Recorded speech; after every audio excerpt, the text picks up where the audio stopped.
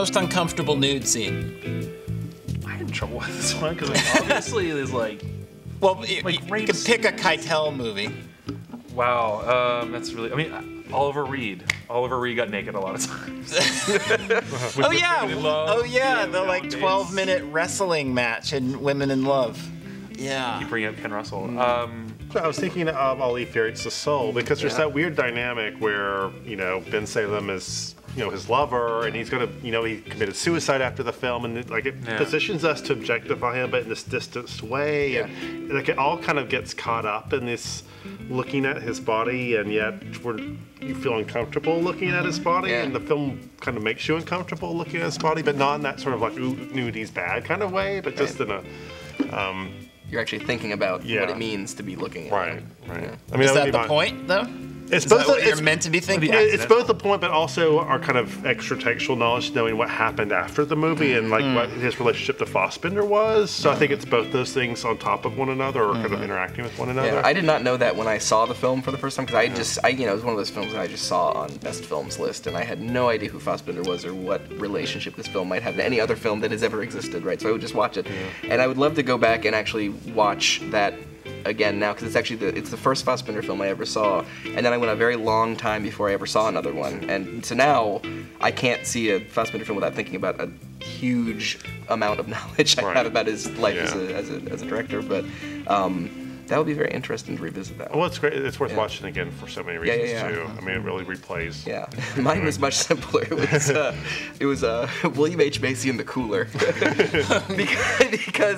because they're not sure if the nude scene is supposed to be glamorous or sad.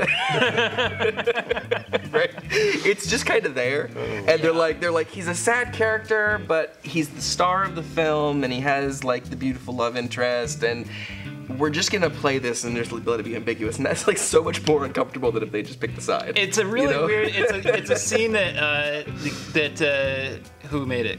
Kirby Dick. My film is not yet rated. It's a scene they discuss in that movie that Maria Bello talks about as being crucial to the movie, and all I can think was there was no reason for that scene to be shot in the way it was shot. There is no crucial scene in the cooler.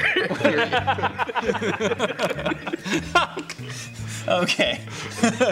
2, if there is one, it's not that. It's like, he blew on the dice or something. That was crucial. Yeah, necessary. Alec Baldwin's very good in that film. And nothing else is good about that film. Yeah. It wasn't a terrible film, it's just that nude scene was very weird. Very weird. I was thinking the ones that actually bother me are the ones that are clearly inserted for commercial purposes, and they're usually by indie filmmakers who make their films without distribution deals. Yeah.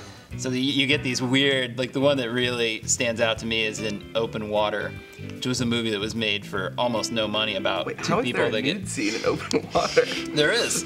Well, exactly, right? Did their clothes fall off in the ocean? But I whoops. last 10 minutes nude. But I remember seeing an interview with the director, and he's talking about how he was casting the movie, and his two things he was looking for was somebody who wouldn't mind swimming with real sharks, because he was going to draw in the real sharks, and somebody who wouldn't mind doing full frontal nudity.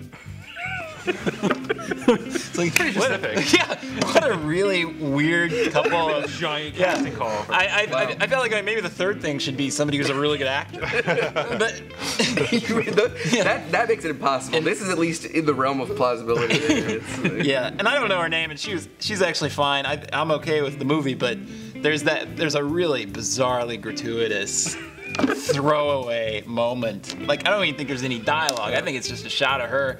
She has her glasses on and she's doing work on a laptop. But it's full frontal. It's just really obviously there because he didn't think he was going to get a theatrical release, I think. Unless there was he just thought, exactly. Well, I think he thought. Some of that blog and DNA that's so popular now. Seeing women blogging naked. That reminds me. Don't you blog naked? Sure, but that's more of a function of me being lazy than. The Usual Suspects is a completely ridiculous movie. Listen, I don't understand. If there's 4 dream levels, okay.